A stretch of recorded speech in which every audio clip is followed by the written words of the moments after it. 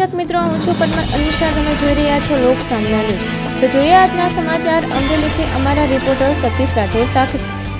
આગામી ચોમાસાની ઋતુને ધ્યાનમાં રાખીને અમરેલી જિલ્લામાં આપત્તિ વ્યવસ્થાની તૈયારીઓને વધુ સઘન બનાવવા ગાવડકા ગામ પાસે વહેતી શેત્રુંજી નદીમાં મોક ડ્રીલનું સફળ આયોજન કરવામાં આવ્યું હતું.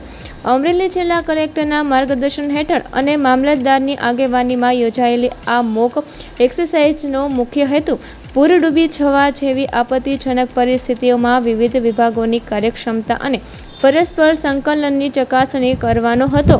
મોક ડ્રીલ દરમિયાન નદીમાં 2 વ્યક્તિઓ ડૂબી રહ્યા હોવાની કલ્પિત પરિસ્થિતિ સર્જવામાં આવી હતી. માહિતી મળતાની સાથે જ ફાયર વિભાગની ટીમ તાત્કાલિક ઘટના સ્થળે પહોંચી હતી અને બચાવ કામગીરી હાથ ધરી બંને વ્યક્તિઓને સલામત રીતે નદીમાંથી બહાર કાઢ્યા હતા. ત્યારબાદ 108 ઇમરજન્સી સેવાની ટીમ દ્વારા પ્રાથમિક સારવાર આપીને હોસ્પિટલ ખસેડવાની પ્રક્રિયાનું જીવંત નિદર્શન કરવામાં આવ્યું હતું. સમગ્ર કામગીરી દરમિયાન પોલીસ, ફાયર બ્રિગેડ અને 108 એમ્બ્યુલન્સની ટીમોએ સુમેળભર્યો પ્રતિસાદ આપ્યો હતો. અધિકારીઓએ જણાવ્યું હતું કે આવી મોક ડ્રીલ દ્વારા આપત્તિના સમયે ઝડપી અને અસરકારક કામગીરી માટેની તૈયારીઓનું મૂલ્યાંકન થાય છે, તેમજ સ્થાનિક નાગરિકોમાં ઇમરજન્સી સેવાઓ અંગે જાગૃતિ પણ વધે છે.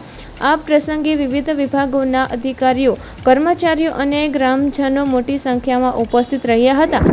આજરોજ મહેરબાન કલેક્ટર સાહેબ શ્રીના આદેશ અનુસાર ગાવડકા મુકામે એક મોક ડ્રીલનું આયોજન કરવામાં આવેલું હતું. આવનાર વર્ષા ઋતુના સમયગાળાની અંદર જો કોઈ ડૂબવાના કેવી કોઈ અનિચ્છનીય ઘટનાઓ બને છે તો તેને કેવી રીતના પહોંચી વળાય તેના અનુસંધાને ફાયર વિભાગ, પોલીસ વિભાગ અને મેડિકલ ઇમરજન્સી 108ની ટીમ કેવી રીતના કાર્ય કરે છે તેનું નિદર્શન કરવા માટે થઈ અને મામલતદાર સાહેબ શ્રીની આગેવાની હેઠળ આ સંપૂર્ણ મોક ડ્રીલનું આયોજન કરવામાં આવેલું હતું.